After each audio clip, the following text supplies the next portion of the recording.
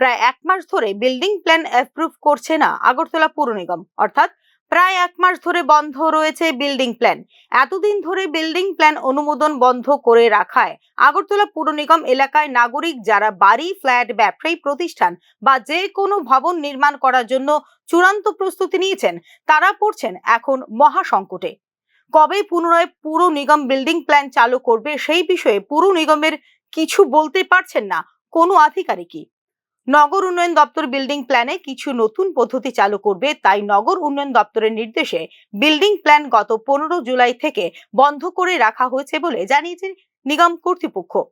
তাই building plan জমা নেওয়া ও প্ল্যান চূড়ান্ত করে অ্যাপ্রুভেল দেওয়া বন্ধ রাখা হয়েছে সবকিছুই।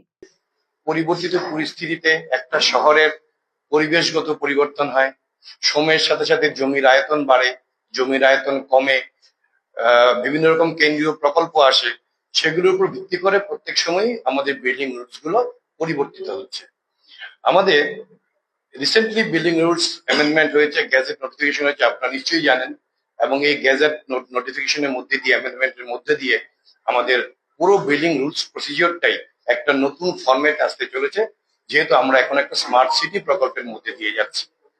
আমাদের এই ত্রিপুরা ছাড়াও ভারতবর্ষের বিভিন্ন শহরে অনেক আগেই আমাদের এই সিস্টেমটা অ্যাডপ্ট করা হয়েছে, কিন্তু আমাদের ত্রিপুরা একটা ছোট রাজ্য বলে কেন্দ্রীয় সরকারের প্রকল্প গাইডলাইন মেনে আমাদের এখন নতুন একটা সিস্টেম চালু হচ্ছে, বিল্ডিং প্ল্যান অ্যাপ্রুভেলের, যেটাকে আমরা অটো ডিসিআর সিস্টেম বলছি। যেহেতু রুল সবসময় পরিবর্তনীয়, সবসময় পরিবর্তন হতে থাকে রুলসের, তার সাথে সাথে আমাদের সিস্টেমেরও পরিবর্তন হয়।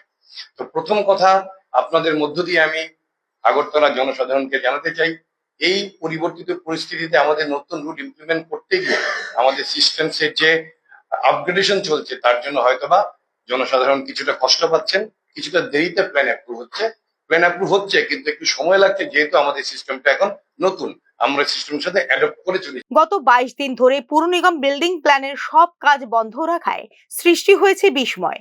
যে সমস্ত নাগরিক বিল্ডিং প্ল্যানের জন্য বাড়ি, ফ্ল্যাট, ব্যবসায়ী প্রতিষ্ঠান সহ নানা কাজে ভবন নির্মাণ করার জন্য সব প্রস্তুতি চূড়ান্ত করে কাজ শুরু করার জন্য বসে রয়েছেন, অথচ বিল্ডিং প্ল্যান পাচ্ছেন না। সময় নষ্ট হওয়ায় মারাত্মকভাবে ক্ষতির মুখে পড়ছেন তারা।